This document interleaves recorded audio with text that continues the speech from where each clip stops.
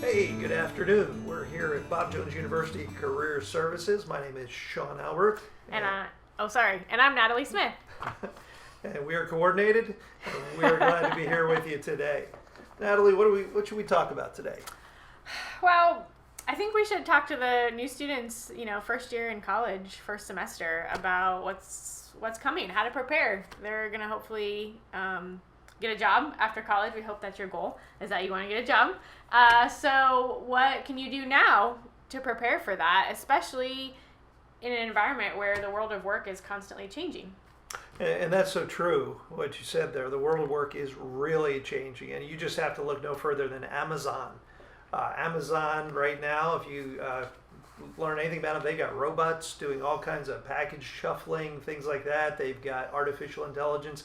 They're the inventors of Alexa, where you can ask questions and those will be answered. And we see artificial intelligence all over. We see it in the medical world. The Massachusetts General Hospital, they've scanned in about 10 billion medical records, and they have artificial intelligence. So a patient comes in the emergency room, they can take an x-ray and compare that within seconds to 10 billion different Wow. x-rays and figure out much more accurately than a person can. Wow. What's going on there. And we just see it all over the place, and it's going to impact jobs in an amazing way. Yeah. In fact, they are estimating that 47% Wow. of all jobs will be replaced by artificial intelligence, machine learning, computers that are interconnected, Yeah. all of that. So the concern is, what's that mean if I'm preparing for one of those jobs that's in the 47%? Well, and not only that, but I'm sure if there are jobs that are going away, new jobs are coming online, right? And that is the bright side of it, because it's not just that jobs are going away. There's new jobs that are going to be created, jobs that in some cases we haven't even thought about because the conditions don't exist for that.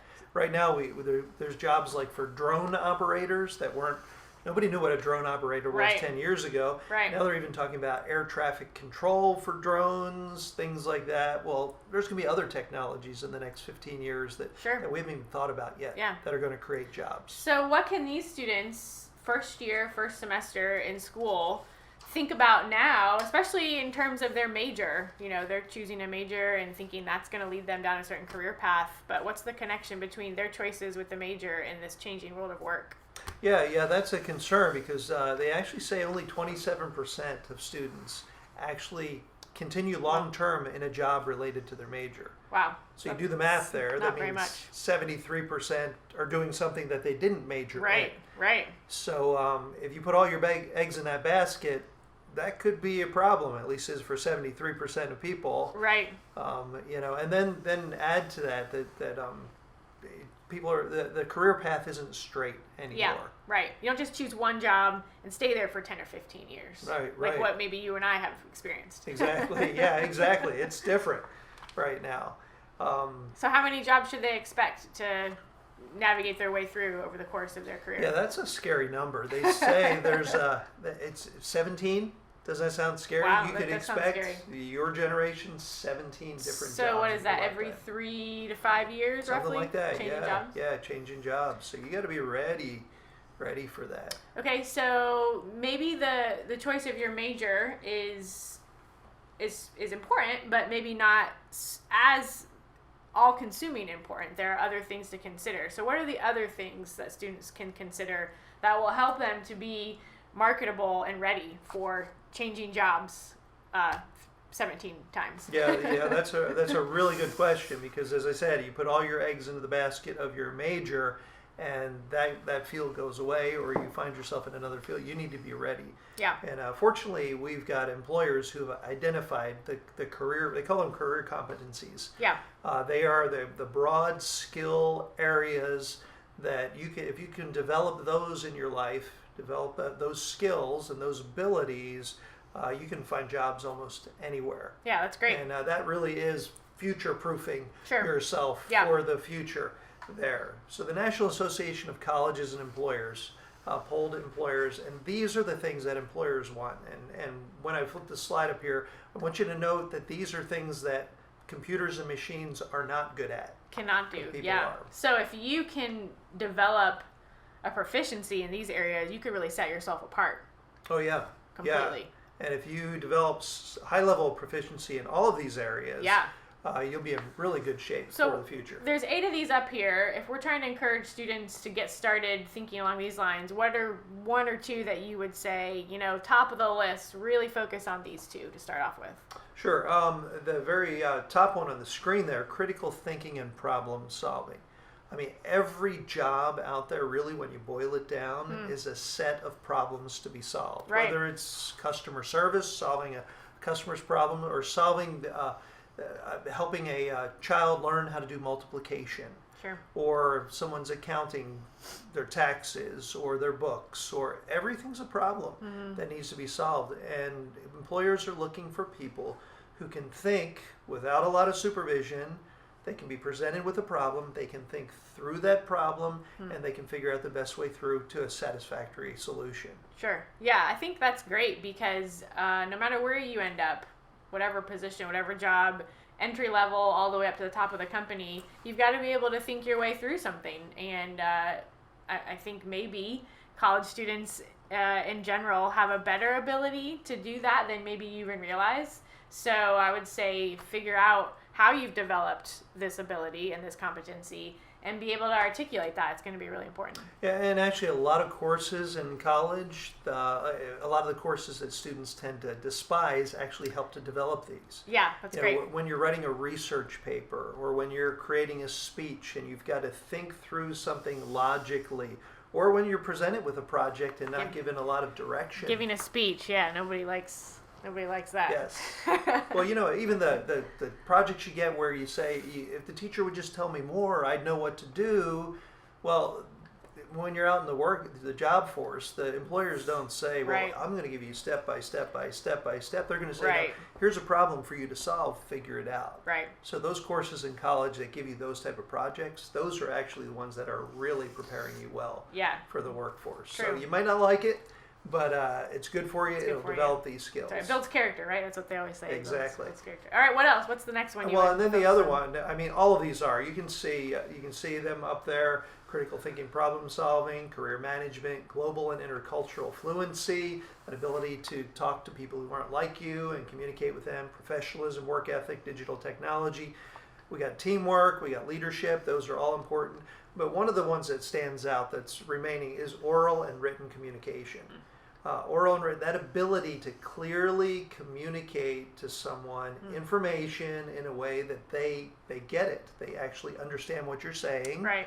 And actually the ability to persuade is Sure. very important. And it's Sure. written because so much of what we do is texting, email, all of that. Right. Writing is not less important in the electronic age, it's actually more important. Yeah, absolutely. And then that ability to speak publicly.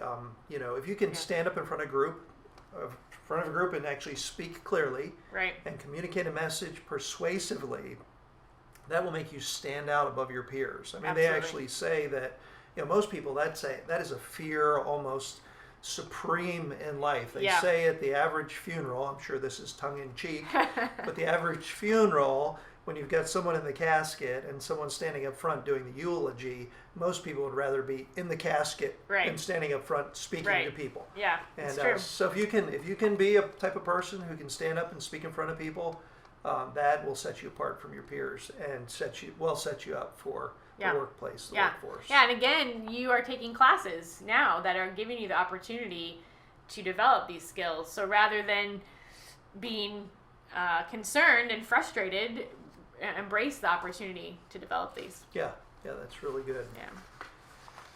Yeah. One of the things that people will talk about in preparing for the workforce is the idea, you might hear it sometime, called the T-shaped professional.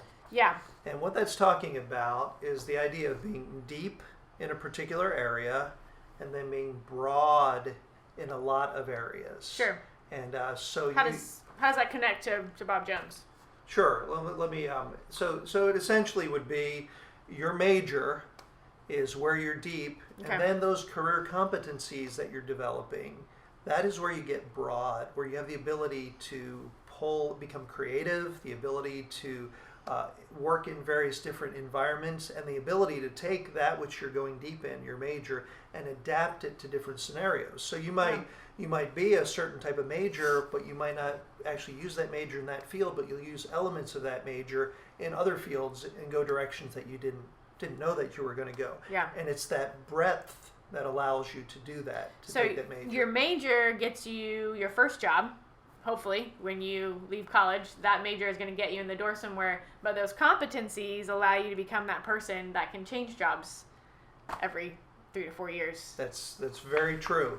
And your major, people will look at your resume, they'll see you're that major, and that'll get you in the door for the first job. Sure.